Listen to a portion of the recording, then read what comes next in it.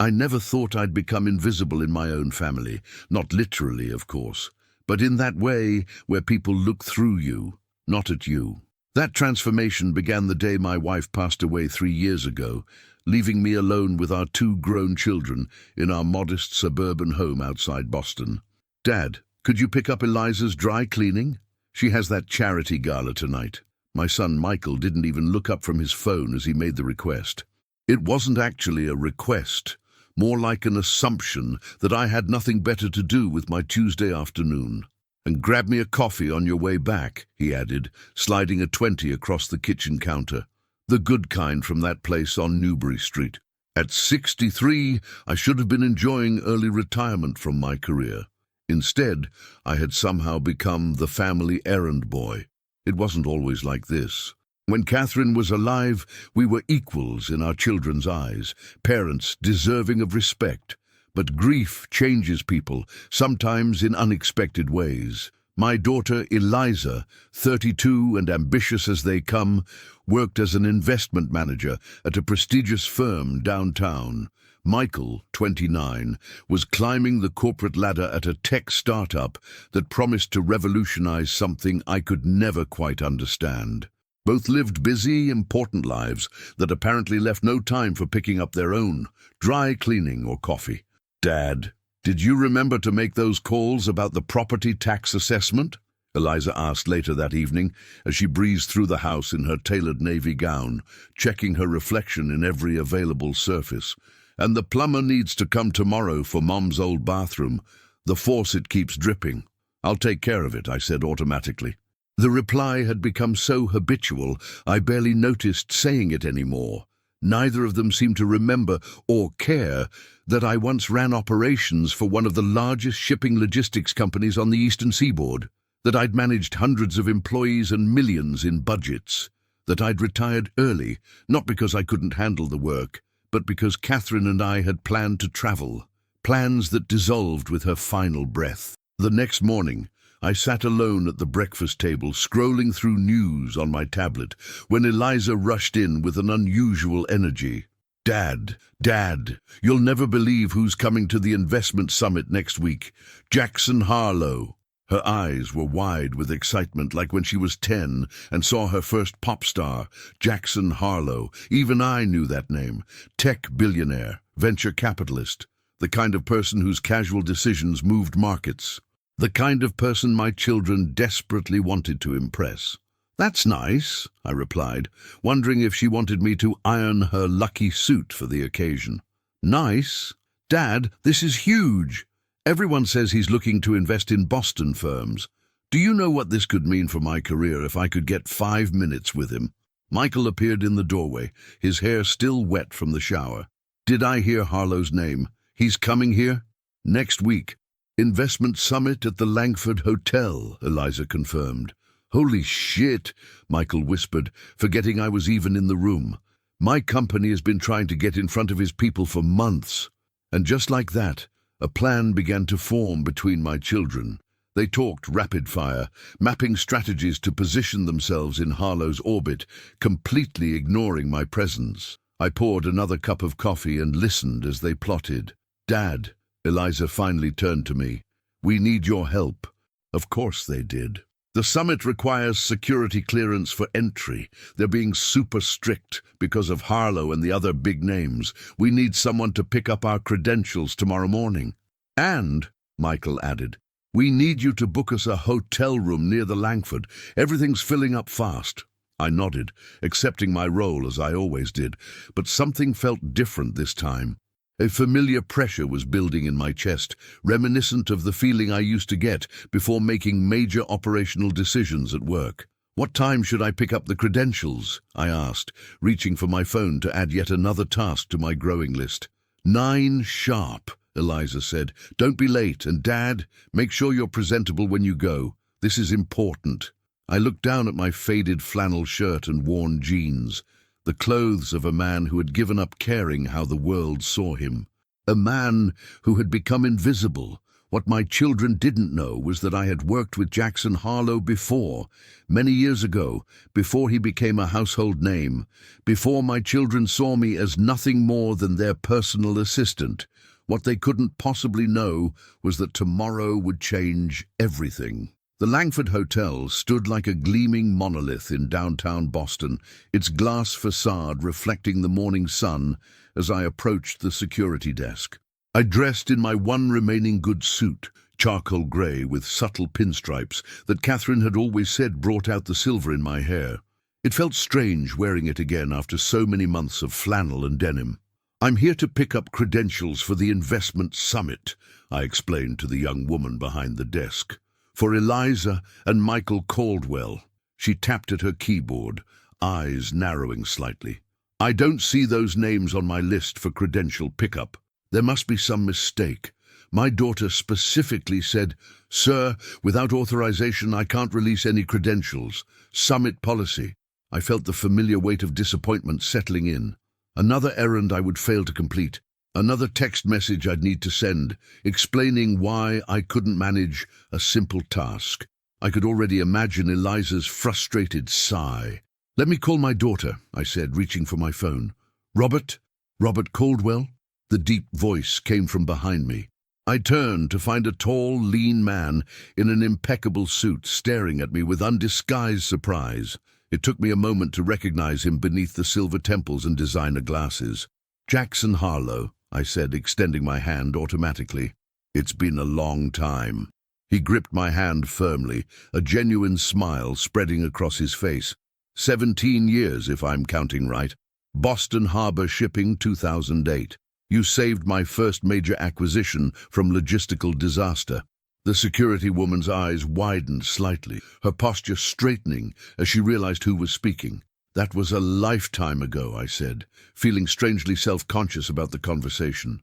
"A lifetime during which you became one of the best operations directors on the East Coast," Jackson countered. He turned to the security woman. "This man once rerouted 16 container ships during a hurricane to deliver medical supplies to Puerto Rico. Without him, my early investments in medical technology would have collapsed." The security woman now looked at me with new interest, as if trying to reconcile the elderly errand runner with the logistical wizard Harlow was describing. "What brings you to the summit?" Jackson asked. "Are you consulting these days? You should be. Half the startups in this building could use someone with your experience." Before I could answer, a familiar voice cut through the lobby. "Dad! There you are!" Eliza was striding toward us, Michael close behind. Both were dressed impeccably, radiating the polished professionalism they reserved for important meetings, the kind they never bothered with at home. "We were worried when you didn't text about the credentials," Michael said, barely acknowledging me before his eyes locked on Jackson. Recognition dawned on his face. "Mr. Harlow," Eliza said, extending her hand smoothly. "I'm Eliza Caldwell from Meridian Investments. It's an honor to meet you." Jackson shook her hand but looked confused. "Caldwell? Are you related to Robert?"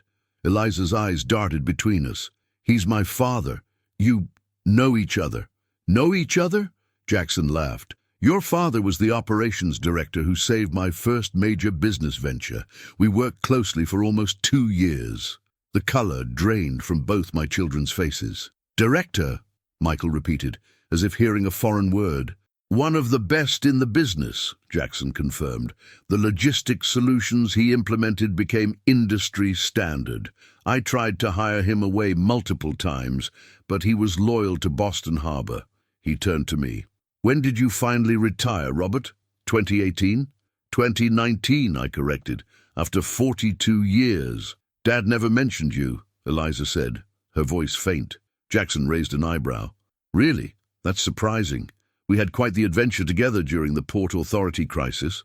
An uncomfortable silence descended.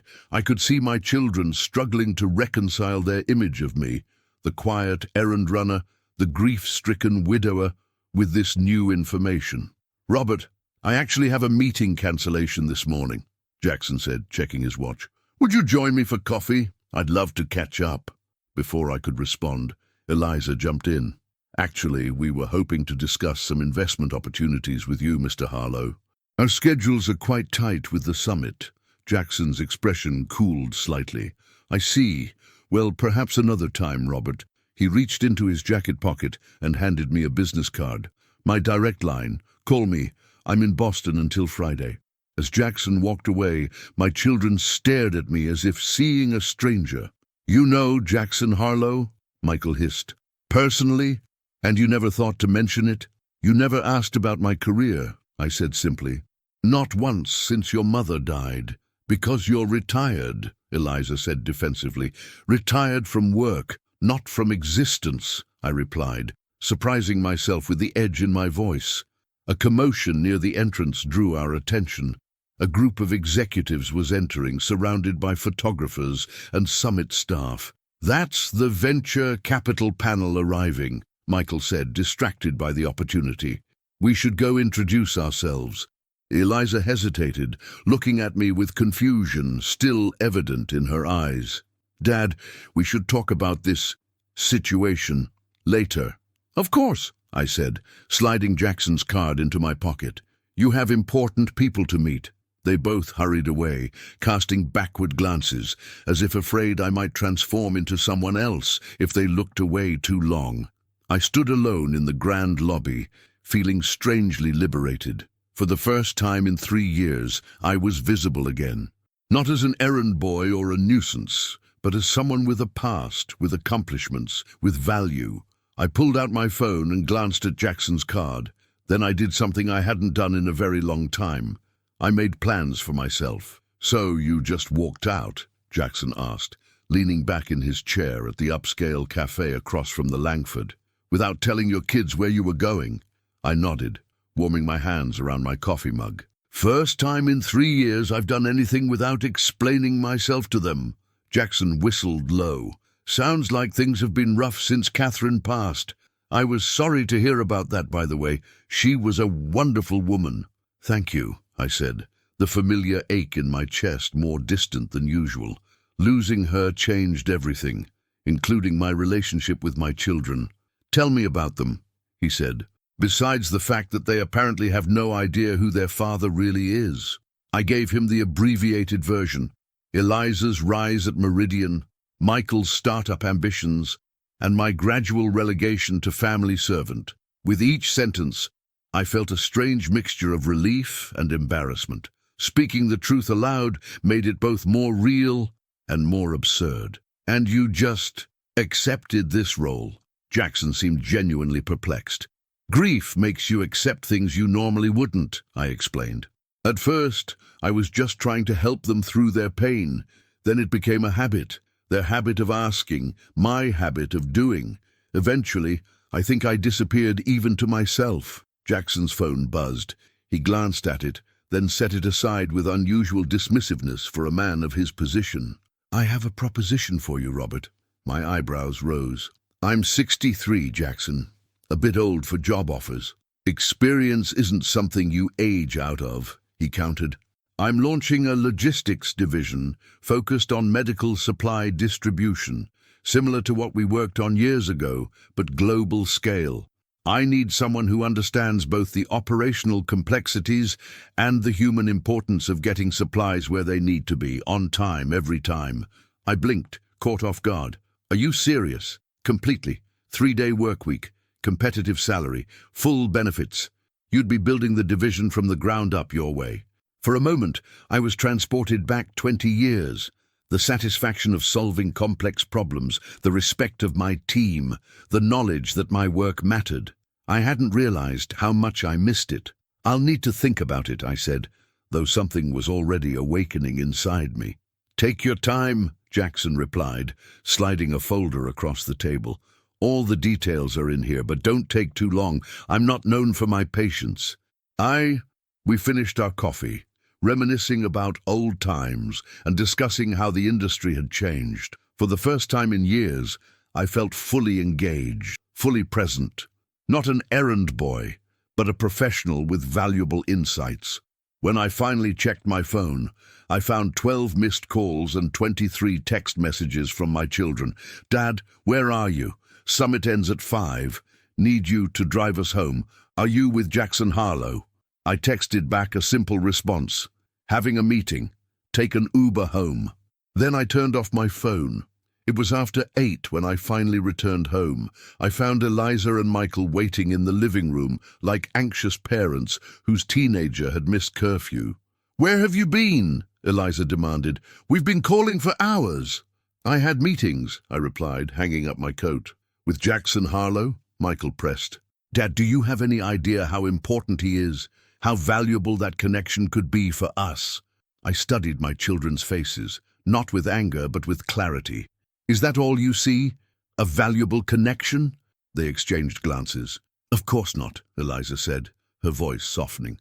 "But you have to admit it's a bit shocking that you know one of the most influential investors in the country and never mentioned it. Just like it's shocking that your father was an operations director who managed hundreds of people and millions in resources," I countered.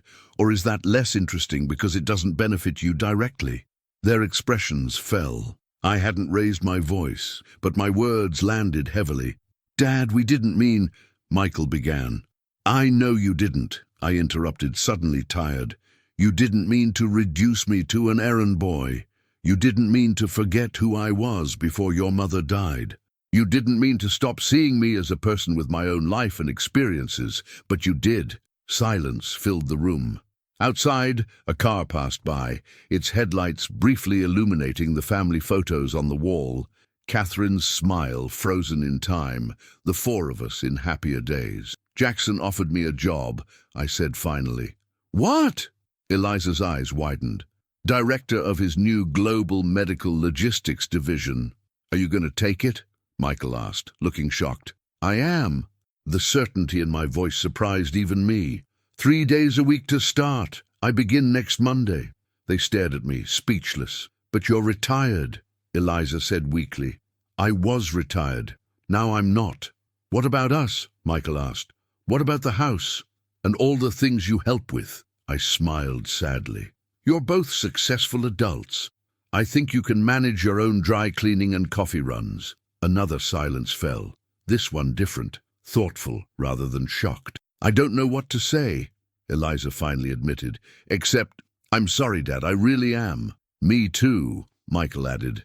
"We've been taking you for granted." "Yes, you have," I agreed. "But that ends now." Later that night, I sat alone in my study, looking through old photos of my career that had been boxed away after Catherine's death. There I was, cutting ribbons at new facilities, shaking hands with business partners, standing proudly with my teams. Evidence of a life fully lived, a career that had mattered. My phone buzzed with a text from Jackson.